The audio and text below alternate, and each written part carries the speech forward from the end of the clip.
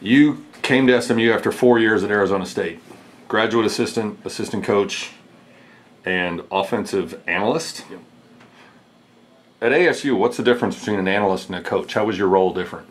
Well, as an analyst, you don't on the field coaching as much. Now, I still was in charge of a position group per se with the tight ends. Been with the tight ends for in 15, 16, and 17, and was with them. But in the years where I was technically an off the field coach, I was still basically involved like I was the coach as far as in the in the staff room, from a game plan standpoint, recruiting, all that good stuff. It was just from a numbers standpoint, we didn't have the same numbers of coaches. We had extra coaches basically, and so I was kind of in that role there. So it was a little bit of a different deal, but so I was involved in really every aspect of the offense.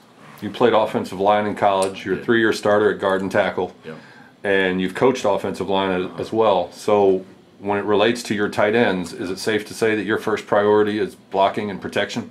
Well, I mean, yeah, in the run game, there's a lot of different things that we do, but tight ends are their own kind of animal. That's the biggest thing is I don't treat tight ends like offensive linemen, and they're not a receiver either. So it's different in how you go about doing it. But yes, there's a lot of things I draw back to in the run game and from a protection standpoint with tight ends. But as far as a lot of the footwork and some of those things, the drills and stuff are a little bit different than what like you would work with a guard or something. But there's a lot of things that we kind of draw back on in the run game, and I think just having an overall understanding of what everybody does. My guys have to really know at this position. You got to know really the most besides the quarterback at this position. You have to be, because you're involved in every aspect of the game. You're involved in the run game, you're involved in the passing game, and you're involved in protections. So you're involved in every aspect of it. And so for me, I try to point out for these guys to understand, like, whatever play we're running, inside zone, like, it's important to know I want them to know what each person is supposed to do on the field, and so kind of incorporate that into meetings and all that good stuff. So It's interesting that you put it that way about how important they are in all the different aspects, because the previous coaching staff, which ran, I gather, a similar offense, both sort of Right. tracing back to Gus Malzahn, they talked about tight ends being as important as anyone except maybe the quarterback in the offense. Right. And then the tight ends last year caught a total of 4 passes Right. the whole year. Right. Do you and Coach Lashley envision tight ends being a larger part of the receiving game this year? Well, I anticipate us just, we're going to try to, in game plan, try to get the ball to our best players and really take what the defense gives us for the most part. And if there's a game where, the tight ends catch 10 balls and we win, great. If there's games where we don't catch any balls and we win, that's great as well. But, it's kind of, we're going to do, it's just like, if they're going to double our X receiver, well, they're not letting us throw. They're taking him away. So we got to go somewhere else with the football. So from a game plan standpoint, we really will just try to, like I said, get it to our best players and what like I said, give it to who take what the defense gives us really. And if that involves, if they're giving us our tight end being open all day, then we're going to take that. And if not, then probably go to somewhere else. But there's a lot of, the great thing about this system is there's a lot of different things that will incorporate the tight end in the passing game. So Your title says tight ends coach, fullbacks coach, special teams coach. yeah. How much use of a fullback is there? Will there be a traditional 2-back set at times? Sure. Or does fullback, in your language, your terminology, mean taking a tight end, rolling him back there, and lining up as sort of an extra blocker? Right. Well, it's kind of the same thing. There's some times where I don't think you'll ever see us like in a traditional, like an I set where he's behind the quarterback under center. I don't know how much of that you'll see, but you'll see a lot of him off the ball, in the backfield, kind of all used all in the box,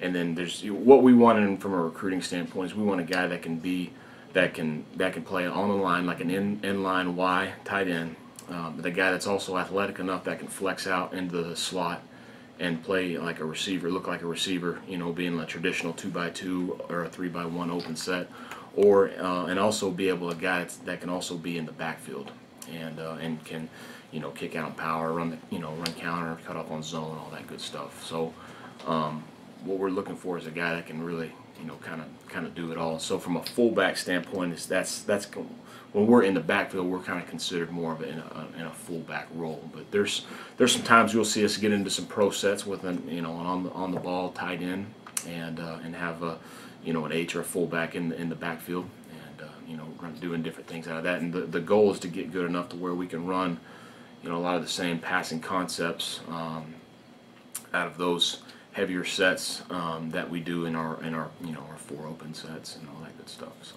Would you like one guy to sort of step forward and make the job his, or do you prefer a rotation system, getting fresh guys in and out? Well, you know, I like to play. We're going to play the best. We're going to play the best guys. I think we can. There's some guys that have stepped up and have done a good job lately, and you know, what we're trying to do is build depth in the spring. We're trying to get better, you know, fundamentally. You know, with everything, we're trying to just continue to get better every single day from a technique standpoint, from a you know, fundamental standpoint, get better at blocking, get better at, you know, route running, get better at just understanding, you know, defenses, you know, understanding what, you know, how they play, structures of defenses, from fronts, coverages, and then you know, understanding the entire offense and understanding, like I said, they're, you know, besides the quarterback, they have to know the most of anybody, and so you know, having a full grasp of the offense and understanding, you know, what their, you know, what the responsibility is. There's a lot in spring. So we're to kind of give you a long-winded answer a little bit. We're really you know, there's been some guys that have stepped up. I think Ryan Becker's done a really good job. You know, Corey Rowe's done a good job as well. You know, and so we're just trying to, you know, continue to progress through spring and get better. So. That was actually what I was going to ask next. Ryan Becker, Corey Rowe, the 2 veteran guys you've got back. What are your impressions of those 2, of the talent you've inherited? Yeah, it's good. You know, I think these guys are they're all really smart. You know, they take the meeting, what we talk about in the installations, and they take it onto the field, and have been able to execute pretty well. I've been pretty pleased for the most part with how we've gone out and executed schematically. Always hasn't been the best fundamentally. But you know, their understanding of football, overall football knowledge, has been pretty good. I think there's a good level of toughness with those guys. You know, they've done a good job, and you know, they're getting better and you know, improving. They've still got a long ways to go, you know, but we're going to get there, you know. And then I think, you know, Hunter Thetford is a guy that can help us. You know, he's been out with a shoulder, you know, but we're doing some things and he can't go in a full live, you know, contact right now, but we've he has kind of his own script per se of you know, individual periods. So when we're in 7-on-7 periods or in stuff like that, we're able to, you know, kind of utilize him and work him, you know, as extra individual periods and stuff. So he's not just kind of standing around. We're getting some good work out of him as well, more individual. I think he's a guy that will be able to eventually help us as well. So I mean, we want competition at that position, because competition that everybody gets a little bit better when, you know, nobody's safe. So we're trying to obviously we're gonna have the, you know, our first and second team guys, all that good stuff. But I mean, we try to build and get better every day, you know, as we progress through the spring. The other part of your role, special teams, and obviously there's a lot of different aspects to that: kicking game, punting game, return game, coverage. When you take over a group as special teams coach, where do you start? What's the first thing you try to implement and teach? Well, I think the main thing that we do is, you know, punt is one of the first, is you know, we talk about as a staff and with our players, is really one of the most important, maybe the most important play, you know, in football, you know, and it's the most common of, you know, any special teams play that you have is the punt. So that's really one that we have harped on the most. That and you know, PAT and, you know, obviously field goal, all that stuff has really kind of been the 2 main ones that we've really kind of focused on this, you know, this spring so far. So and, you know, I'm just kind of a small part in that deal. You know, there's a lot of other coaches that are, you know, kind of helping out in this role too. It's not just me running the whole, you know, running the special teams. There's, you know, Kevin Curtis is, you know, does a, you know, a great job with that, with punt, and then obviously with Jamal Powell's done good job with our field goal and extra point and all that good stuff. So yeah, we're just a piece of the puzzle there.